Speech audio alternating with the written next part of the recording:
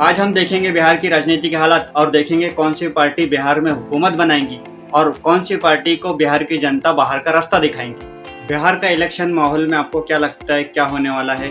बिहार के इलेक्शन के बाद रिजल्ट क्या आने वाले हैं? कौन कौन अपनी सीट चुनकर लेके आने वाला है? कौन कौन सी सीट किसकी गिरेंगी, किसकी उभरेंगी, इसको लेकर आज हम बात करने वाले हैं। लेकिन सबसे पहले बात करते हैं, देखते हैं कि क्या चल रहा है इलेक्शन को लेकर, रणनीति क्या बनाई जा रही है। इलेक्शन को लेकर रणनीति ये बनाई जा रही है कि बिहार में दो बड़े पार्टी है, एक आरजेडी है, एक जेडीयू है। जेडीयू को एक बड़ी पार्टी सपोर्ट कर रही है जिसका नाम बीजेपी है और आरजेडी को एक बड़ी पार्टी सपोर्ट कर रही है कांग्रेस। अब ये दो पार्टियों को जब दो बड़ी बड़ी पार्टियों का सपोर्ट है तो वो तीसरी पार्टी का दखल बिल्कुल नहीं चाहेंगी। बिहार में तीसरी पार्टी बनकर वो उभर रही है जिसका नाम है AIMIM। तो AIMIM अगर से वहां पर बनकर उभरती है और अपना दबदबा बनाती है तो इन दो पार्टी में से किसी एक पार्टी को नुकसान होगा। इसीलिए वो इस पार्टी से समझौता नहीं कर रहे हैं, गठबंधन में नहीं मिला रहे हैं। मेरे हिसाब से देखा जाए तो कांग्रेस बिल्कुल चाहती है कि AIMIM को गठबंधन में लिया जाए, लेकिन तेजस्वी की पार्टी आरजेडी खुद तेजस्वी शायद नहीं चाहते हैं क्योंकि तेजस्वी को नुकसान है।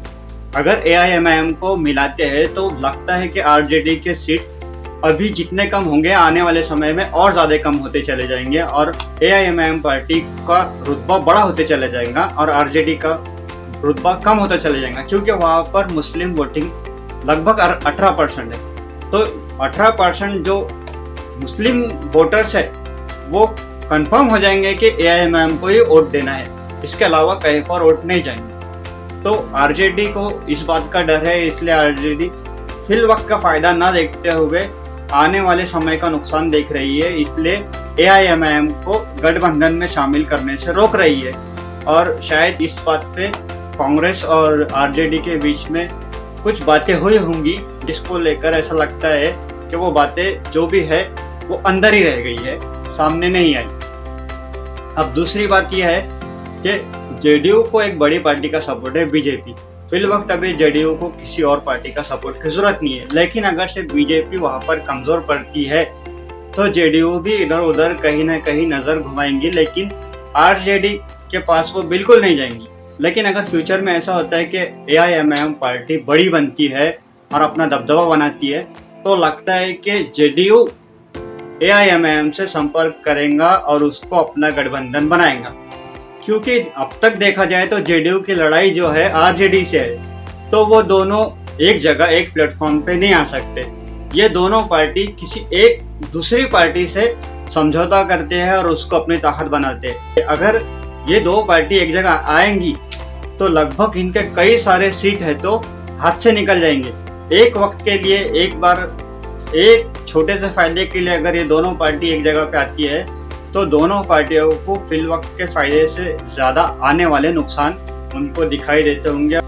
फिल वक्त वहाँ पर AIMIM पार्टी प्रचार कर रही है, मेहनत कर रही है, मशक्कत कर रही है, लेकिन AIMIM पार्टी को भी पता है कि अभी उसकी पोजीशन वो नहीं है। अपना दबदबा और अपना रुतबा बढ़ाने के लिए उसको किसी न किसी एक पार्टनर की जरूरत है और वो पार्टनर ढूंढ रही है। AIMIM पार्टी जेडीयू का भी नुकसान कर सकती है, आरजेडी का भी नुकसान कर सकती है।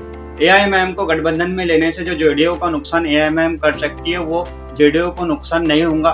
शायद इसीलिए आरजेडी AIMIM को अपने गठबंधन में शामिल नहीं कर रही है। उसको लगता है कि ये AIMIM पार्टी बाहर रहने से उसको ज़्यादा फायदा होगा और AIMIM को सीट नहीं निकलेंगी, लेकिन वो किसी को हराने का काम करेंगी।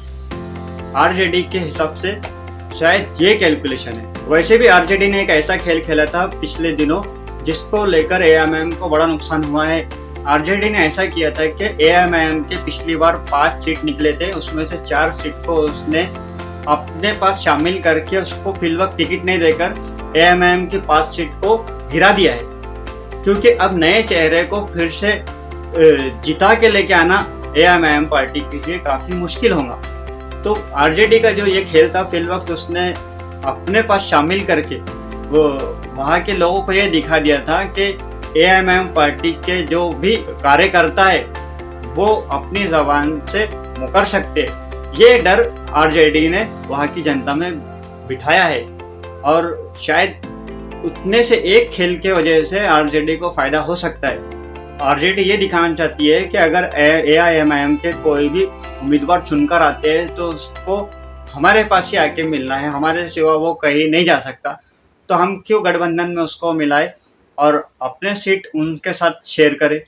एआईएमआईएम बहुत मेहनत करने के बाद अगर कुछ सीट आती भी है तब भी उसके ही पाले में आने वाली है। बिहार की राजनीति और बिहार का इलेक्शन को लेकर मेरी ये राय है। आपका क्या ख्याल है, आपकी क्या राय है, कमेंट्स में जरूर दें। वीडियो को लाइक करें, चैनल को सब्सक्राइब करें।